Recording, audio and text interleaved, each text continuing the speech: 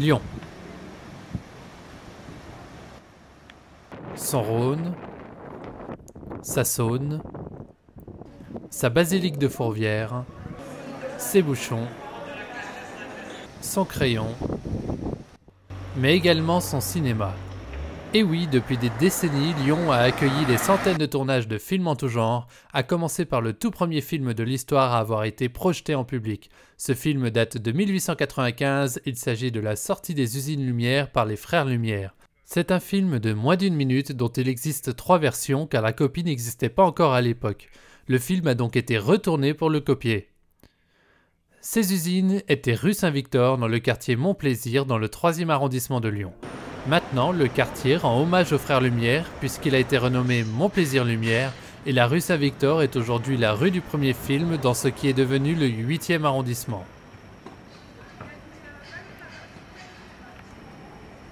C'est donc ici qu'a été tourné le premier film. Le hangar des usines a été abandonné suite à leur fermeture en 1976, puis restauré en 1998 où il devient l'entrée du cinéma de l'Institut Lumière.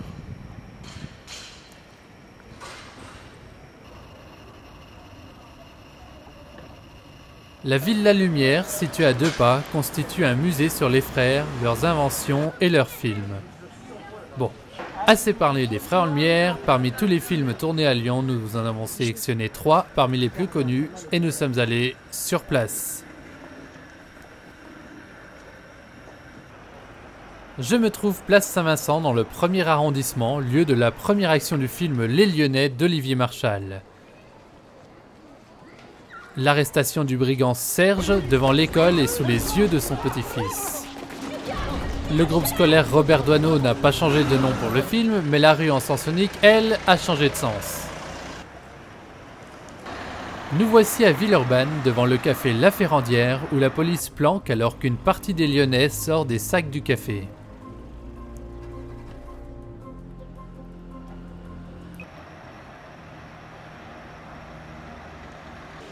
Retour à Lyon, dans le vieux Lyon, cette fois place Saint-Jean, où Petit Jeannot, l'un des parrains de la mafia lyonnaise, se fait assassiner devant sa femme par un membre du gang.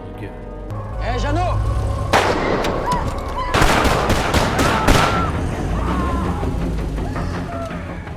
Pendant ce temps, d'autres membres du gang font une razzia non loin de là, place de la Trinité, au café-restaurant du Soleil.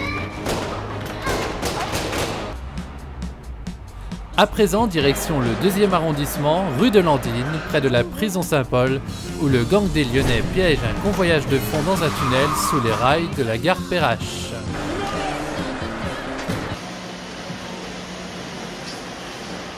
Assez parlé des Lyonnais, on part maintenant dans le 6e arrondissement à la Cité Internationale, lieu central du film de Yann Samuel, L'Âge de Raison avec Sophie Marceau, où le quartier est devenu le siège de Pandora Corp, entreprise spécialisée dans le nucléaire pour laquelle Margaret, le personnage de Sophie Marceau, travaille.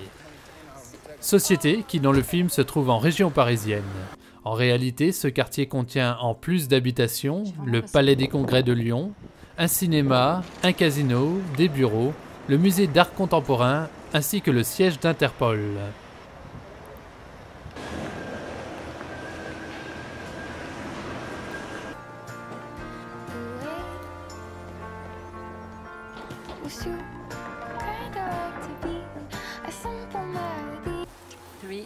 Alors que Margaret est dans les bouchons, elle aperçoit dans le tramway à côté l'avocat venu de son village d'enfance lui apporter des lettres qu'elle avait écrites étant jeune.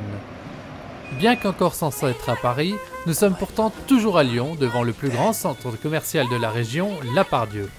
Même si le tram T1 passe effectivement sur le boulevard Vivier-Merle, il n'atteint pas l'endroit où il se situe dans le film et tourne juste avant en direction de la presqu'île. Cela dit, des rails sont bien présentes à cet endroit, mais s'arrêtent quelques mètres plus loin. Passons maintenant à une adaptation du roman d'Agatha Christie, Mon petit doigt m'a dit, réalisé en 2005 par Pascal Thomas, avec André Dussolier et Catherine Fro. L'action se déroule principalement en Savoie, mais Bélisaire, le personnage d'André Dussolier, se rend chez un notaire à Lyon pour retrouver la propriétaire originale d'un tableau qui a été donné à sa tante maintenant décédée. Pour ce faire, il traverse la Saône sur le pont de la Feuillée et se retrouve place Saint-Jean. Sauf que pour se retrouver là, il faut traverser le pont dans l'autre sens. On remarque aussi que le bar Elephant & Castle a changé de couleur entre le tournage du film et celui de cette émission. Il est passé du rouge au vert. Le notaire se trouve place Saint-Jean au numéro 8 et Bélisaire est garé juste devant. Voilà, c'est tout pour aujourd'hui. À bientôt pour une nouvelle émission. Il y avait un flic qui passait ce jour-là devant la bijouterie au moment du casse. Il était de congé, mais il est intervenu. Il a été flingué et ça, Bélisaire, tu le sais, c'est des trucs qui se pardonnent pas chez nous. Surtout quand le mort est en congé. Ouais, t'as raison. Toute la bande a été serrée. Annette, lui, est passé au travers. Les autres sont sortis de prison. On dirait même qu'ils ont recoupé du service. Et nous, on a une bonne chance de récupérer les diamants Mochet qu'on n'avait jamais retrouvés. Alors, on attend. Et on est là. Dans quoi Prudence est encore allé se fourrer.